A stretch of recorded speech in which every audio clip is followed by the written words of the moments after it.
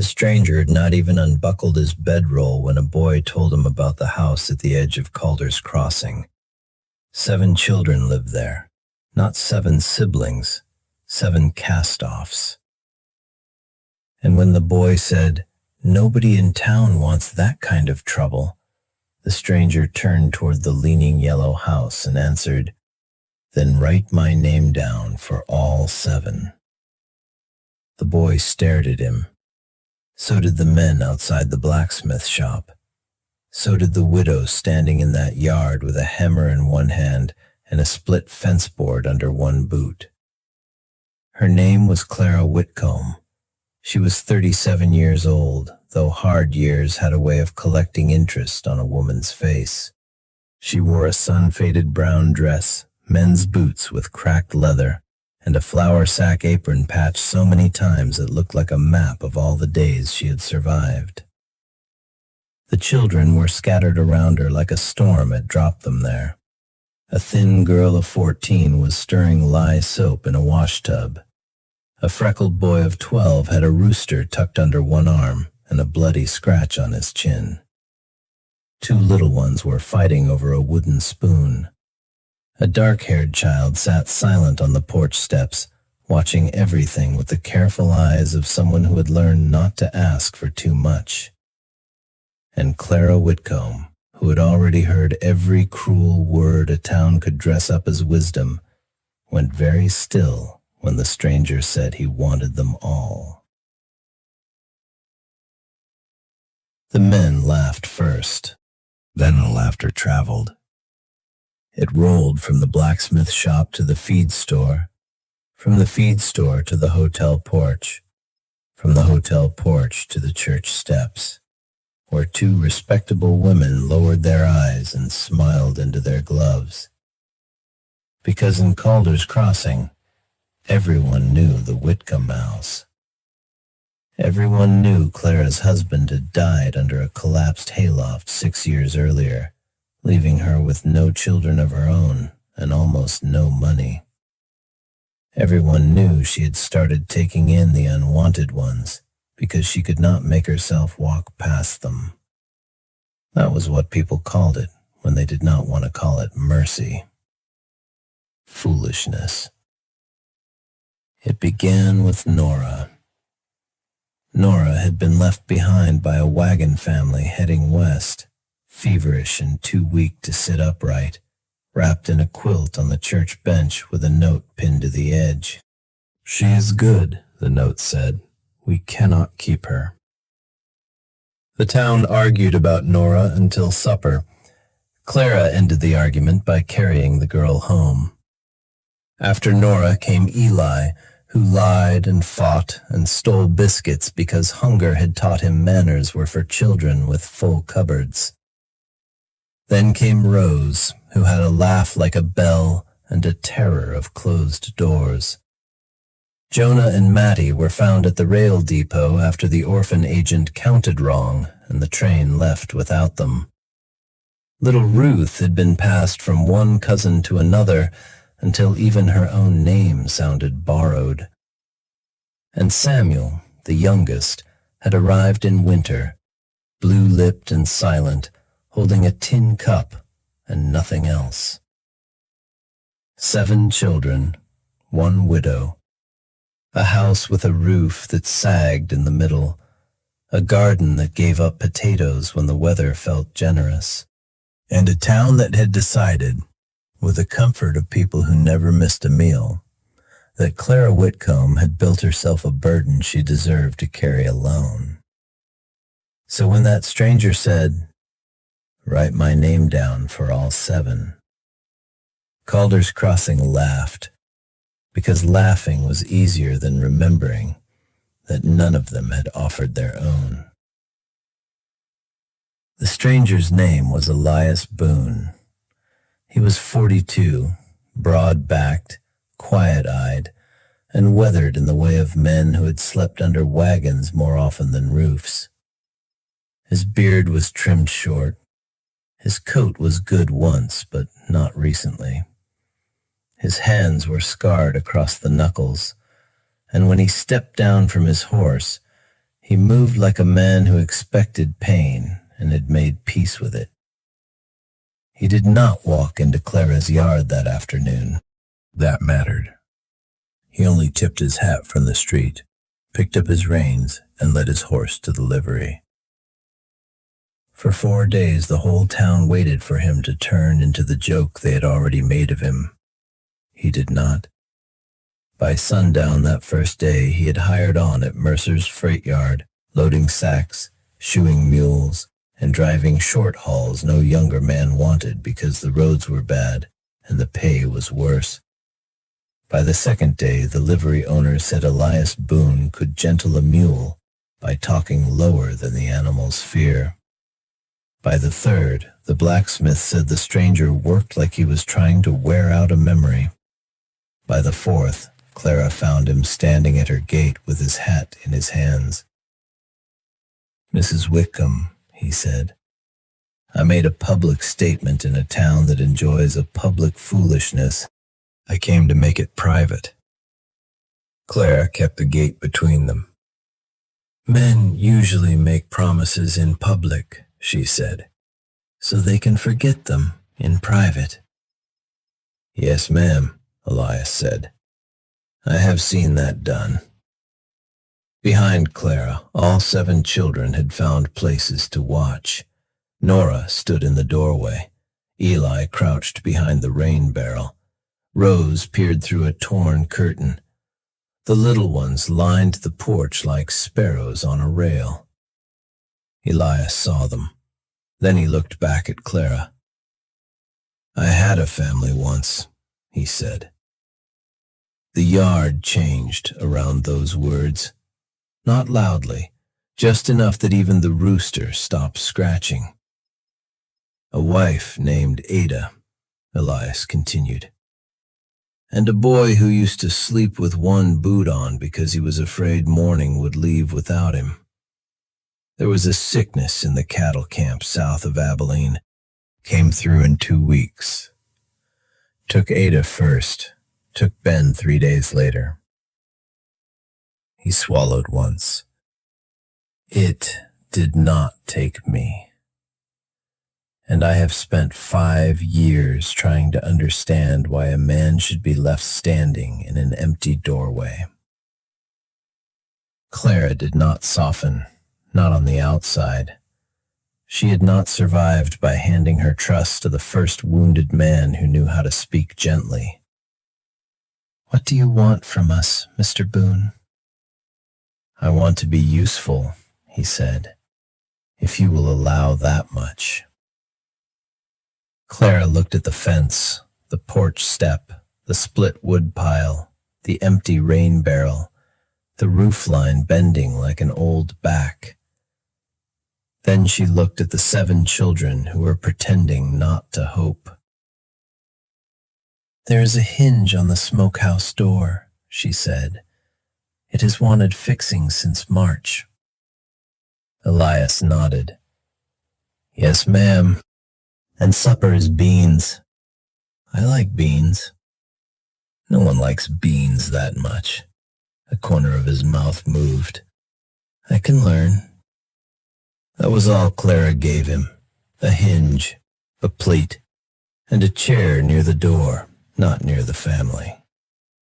But after supper, Samuel, who was 5 and frightened of nearly every man on earth, fell asleep against Elias's boot. Elias did not move for almost an hour.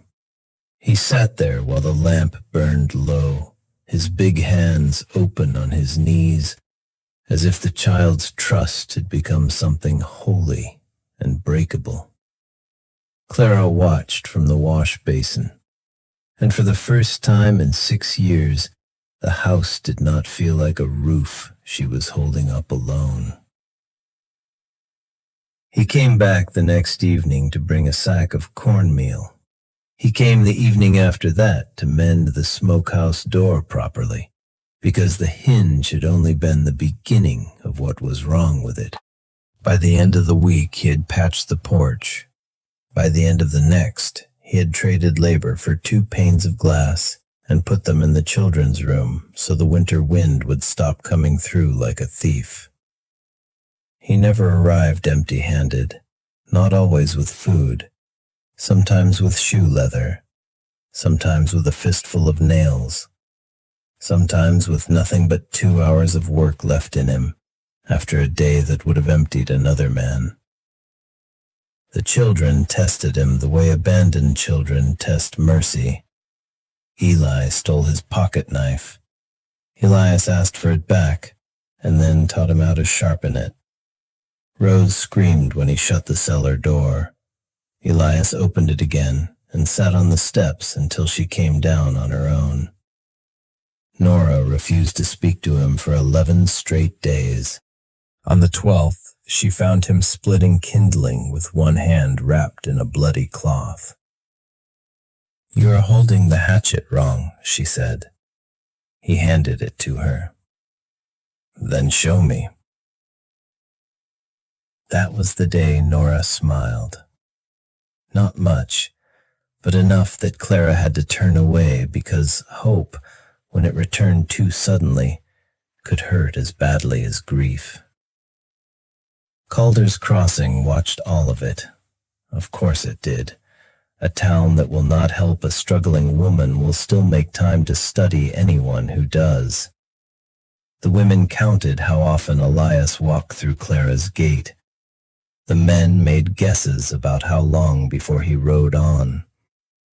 The preacher praised charity in general terms and avoided looking at the Whitcomb pew in particular.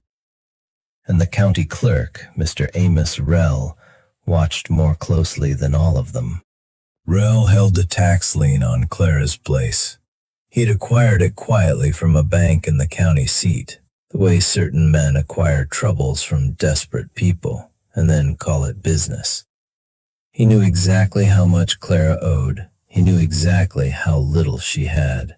And he knew that a widow with 7 wards could be made to look irresponsible in front of any judge who preferred clean ledgers to messy mercy. For months, Rell had been patient. Not kind. Patient. There is a difference. He visited Clara on a Tuesday morning in late September, when the air had that first thin bite of coming cold. He did not come alone. He brought the deputy, 2 witnesses, and a folded notice with a red seal. He also chose the hour when most of the town would be on the street. That was not an accident. Clara was carrying water from the pump when he called her name. "Mrs. Whitcomb," he said, loud enough for windows to open. She set the bucket down. Elias was not there. Rell had made certain of that. The freight wagon had gone north before dawn. "I regret the necessity," Rell said, in the voice of a man who regretted nothing. "But your lien comes due before first freeze. Full amount, no extension." Clara wiped her wet hands on her apron. "How much?" Rell named it. A large number for a house that leaned. A deadly number for a woman with 7 children and no harvest worth selling. The street became very quiet. Rell unfolded the notice. "If payment is not made, the property transfers. The children, being unrelated and unsupported by legal adoption, will be turned over to county placement."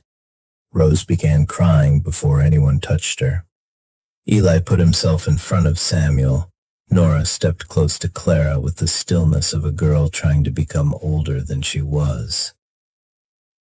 And Clara Whitcomb stood there in the road with her empty bucket beside her, hearing the thing she had feared most said out loud where all the town could enjoy it. That was the lowest moment. Not hunger, not winter, not gossip. This. The idea that love could be counted up, stamped, judged insufficient, and taken away by men who had never once carried a feverish child through the night. Clara did not beg. She only said, Those children are not paper. Mr. Rell smiled sadly. That was the worst part.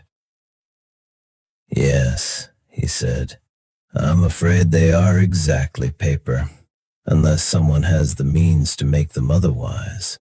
The freight wagon came into town just then, not fast, not dramatic, just tired mules, iron-rimmed wheels, and Elias Boone stepping down from the box with road dust on his shoulders.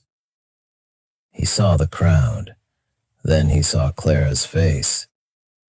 Then he saw the notice in Rell's hand. He crossed the street without asking a single person what had happened. What is the amount? Elias said. Rell looked annoyed before he looked amused. Mr. Boone, this is a legal matter. Then it has an amount. Rell's smile thinned. He named it again. Elias stood still. For 1 second the town thought the number had beaten him. Then he reached beneath the wagon seat and pulled out a canvas roll tied with harness leather. No one laughed now. I have driven freight for 5 years, Elias said, and slept cheap, ate cheap, and spent near nothing because there was nobody left alive for me to spend it on. He untied the roll. Inside were bills, not rich man's money, work money, winter money, blood under the fingernails money. He counted it into Amos Rell's hand while the town watched the shame of its own caution stack up, bill by bill. Rell tried to interrupt after the first third. Elias kept counting. The deputy cleared his throat. Elias kept counting. Clara whispered his name once. He did not stop until the full amount lay in Rell's palm. Now, Elias said, the house stays where it is. Rell looked at the money, then at the crowd, then at Clara. You understand, he said. Payment of a lien does not make you father to... No, Elias said. It was the only sharp word anyone had heard from him. Then he turned to Clara, and the sharpness left him. I know it doesn't, he said. That part is hers to decide, and theirs when they are old enough to say. The silence after that was not empty. It was full of every excuse Calder's Crossing had ever made, every not my place, every someone should, every a woman like that ought to know better. All of it stood there in the street, suddenly plain. Elias put his hat in his hands. Mrs. Whitcomb, he said, softer now, I did not come here to buy a family. I would not insult you that way. You built one before I ever saw this town. But if there is room under that roof for one more pair of hands, I would be honored to stand there. Clara looked at him. She looked at the children. At Nora, who was trying not to cry, at Eli, who was failing, at Samuel, who had both fists twisted in her skirt. Then she looked at the town that had finally run out of laughter. I will not be hurried by a street full of witnesses, she said. Elias nodded at once. Yes, ma'am. But you may come fix the north window, she added. It still rattles. A sound moved through the crowd. Not laughter this time, something smaller, something almost ashamed. Elias looked down, and for the first time his face broke open. I can fix a window. He fixed it that afternoon, and he courted Clara Whitcomb the way he did everything else. Not with speeches, with steadiness. He walked the children to school when the road froze hard. He learned that Ruth would only sleep if someone left a cup on the sill. because she liked knowing where things were in the dark. He learned that Eli's anger always came after embarrassment, and that if you gave the boy a job before the shame found his mouth, he could save himself from saying the cruel thing first. He learned that Rose sang to the chickens. He learned that Jonah counted fence posts when he was afraid. He learned that Mattie told stories no one understood until the last sentence, and then everyone understood all at once. He learned that Nora had a mind like a locked trunk, and that patience was the key. Clara learned things too, that Elias woke before nightmares could finish with him, that he kept a child's boot in his saddlebag, small, cracked, and polished beyond reason. That grief had not made him gentle because it was pretty. It had made him gentle because he knew exactly what roughness could cost. They married in December, in the yard beneath a leafless elm, with snow on the fence rails and every child wrapped in something borrowed. The preacher spoke. The town came. Some brought bread. Some brought blankets. Some brought nothing but faces that could no longer pretend not to know. Clara let them stand there. She was not forgiving them for their sake. She was refusing to let bitterness take up space in a house already crowded with living. After that winter, Calder's Crossing changed in the slow, uncomfortable way a person changes after being caught in a mirror. The feed store extended Clara credit without announcing it.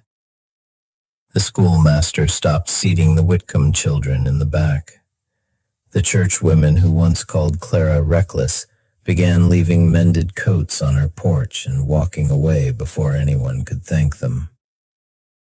Amos Rell sold his office to a cousin and moved east by spring. No one begged him to stay. Years later, people liked to tell the story as if Elias Boone had saved 7 children with a roll of money. That was the easy version, the clean version, the version that let a town feel generous for remembering. But the children knew better. Nora knew it when Elias sat beside her at the kitchen table night after night, while she learned figures well enough to keep books for half the merchants who once pitied her. Eli knew it when he took over the freight yard and became the kind of employer who never mocked a hungry boy for stealing bread before offering him work. Rose knew it when she sang in the new church, and Clara cried so hard she had to sit down. Jonah and Mattie knew it when Elias built them separate beds, because 2 boys who had owned nothing should at least have their own place to dream. Ruth knew it when no one ever passed her from house to house again, and Samuel knew it longest, maybe, because he was the smallest when Elias arrived, and the last to understand that a man could leave and choose not to. Elias grew old in that house, not suddenly, piece by piece. His beard went white, his shoulders bent. His hands, once strong enough to hold mule teams in a storm, began to tremble when he buttoned his shirt. But every year, on the first cold morning of September, he repaired something that did not strictly need repairing. A hinge, a step, a fence latch, the north window. Clara would stand in the doorway and watch him with that same look she had worn the day he first came to the gate. Whether she could finally name.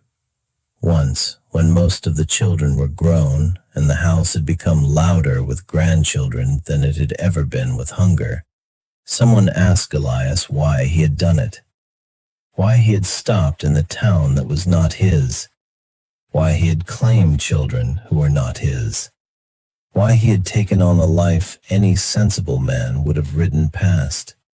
Elias thought for a long time. He always did. Then he looked across the room at Clara, her hair silver now, her hands still never idle, a child asleep in her lap. I didn't do the brave part, he said. She did. The room quieted. She opened the door when the rest of us would have counted chairs. She loved them before there was enough bread. She made a family out of people the world had set down. He smiled then, small, certain. All I did was come along late and put my shoulder under the roof. And that was the truth of it. Elias Boone had not found a family waiting for him. He had found a roof already lifted by one tired woman in a faded dress, and he decided at last not to let her hold it alone.